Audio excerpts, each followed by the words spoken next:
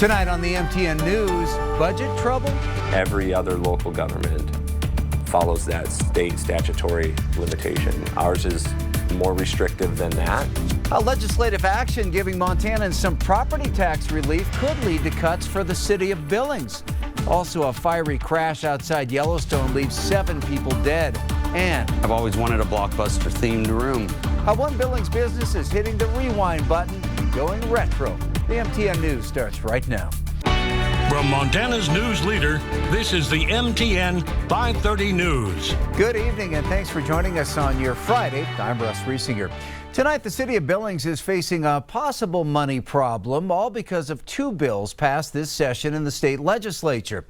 They cut some property taxes, something Montanans have been desperately wanting, but it could leave an $8 million hole in the city's budget. Tonight, MTN's David Jay explains the situation and possible solution. The charter currently limits Billings' tax rate that's applied for property taxes. A few days ago, the legislature passed laws that allow the city to increase that. This legislation that passed does give us a path forward for 1 year to basically reset that cap in our charter. While the legislature decreased property taxes to help out home and business owners, taxes will still be collected. It gets made up largely by large industry and large commercial. There's going to be tax increases on second homes and short-term rentals. Without the ability to increase the tax rate, also known as a mill, the city could lose $8.5 million in tax revenue. Revenue that pays for police, fire, parks, city administration, the library, and Met Transit.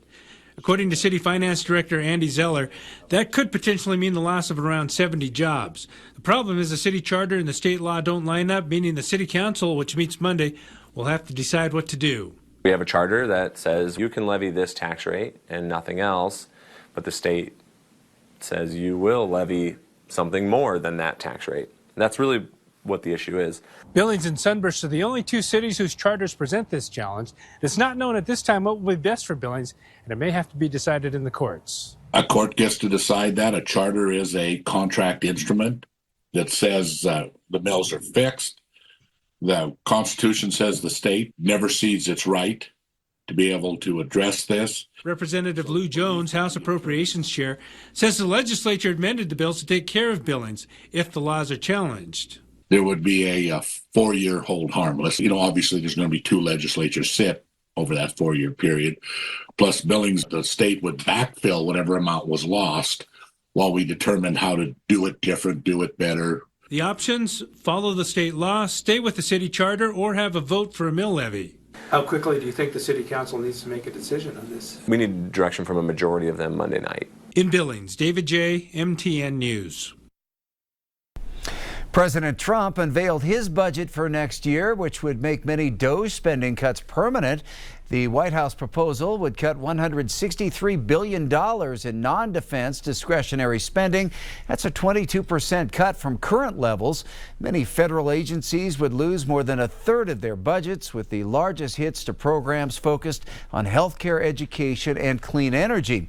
But the Defense Department and border security would see a spending increase, with the Pentagon spending boosted by 13%, or more than $1 trillion. A Billings man pleaded not guilty today to charges that he murdered his wife.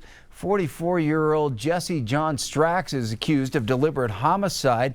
Police were called to the couple's home on Wyoming Avenue back on April 18th to investigate a report of an overdose victim. When they arrived, they say they found a woman lying next to a bathtub in a basement bathroom without a pulse and not breathing.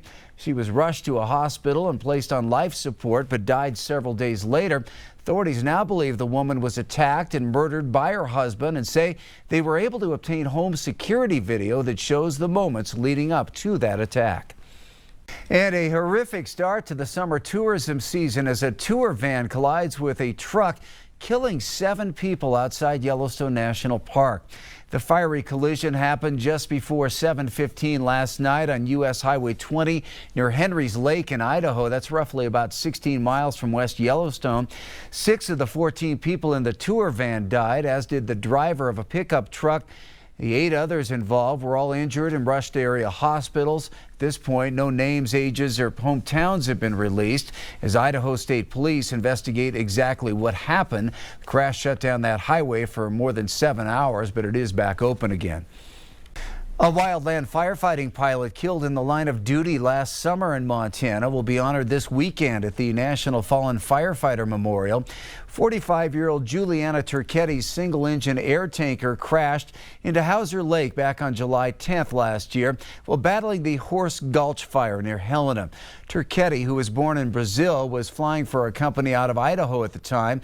According to the National Fallen Firefighter Memorial, Turchetti had nearly 6,500 hours of flight time, flying planes ranging from a single-engine aircraft up to large jets like the Boeing 737.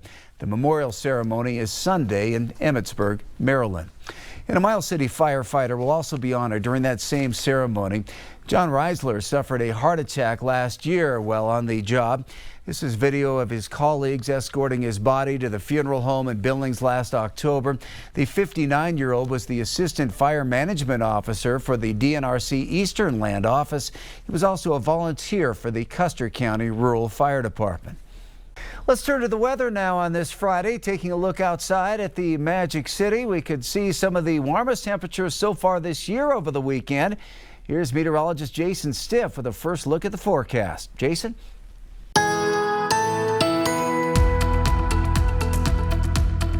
Yeah, some beautiful sunshine on this Friday, the first Friday of May. Hardly a cloud to be seen. We've had a few cirrus clouds here and there, but far cry from yesterday. We had the rain showers, we had some mountain snow, had thunderstorms too, plenty of gusty wind, but that was not the case today. As you can see, a beautiful view of the Yellowstone as it winds through the Billings area. Today we had a high so far of 71 degrees after a morning low that was actually below average. 37 was the low this morning. However, we have other changes in the short term and the long term. Keep my eyes on lots of different weather elements. First of all, tonight, fairly clear and mild despite the clearing sky. Plenty of balmy weather on Saturday. However, changes are coming for Sunday, Monday, and next week. Your forecast coming up.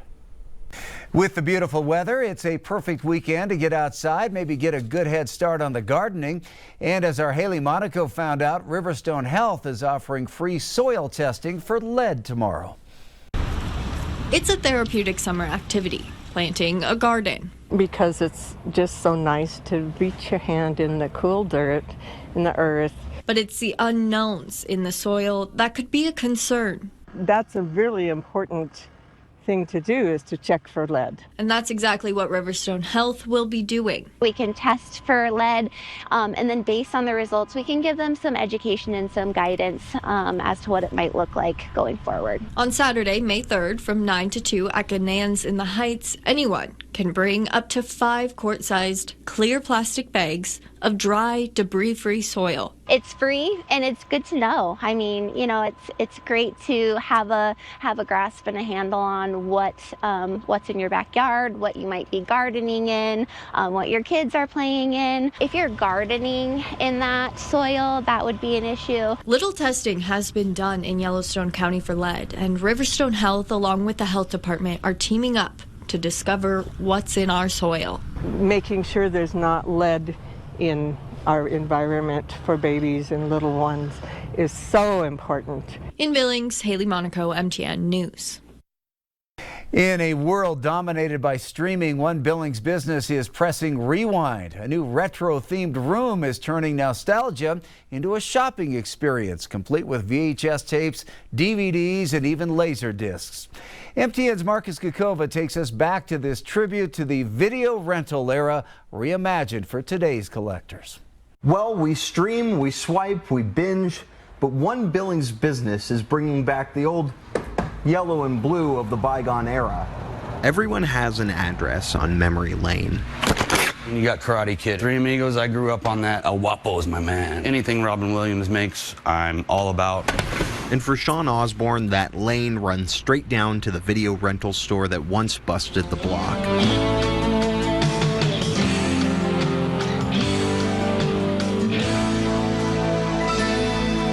You know, all our tapes are for sale. No kidding?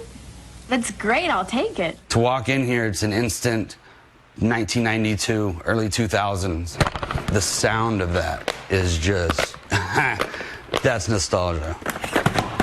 He says he's spent more than 200 hours paying attention to details for his latest room at Keep It Alive Collectibles, housing multiple formats, including 2,000 VHS tapes. I really dive into attention to detail because I don't want to be that thrift store. We're not a thrift store. You're able to buy a VCR plus a couple movies for under 30 bucks. And that's a good weekend. While he wants customers to own their favorites again, some of these titles are harder to find.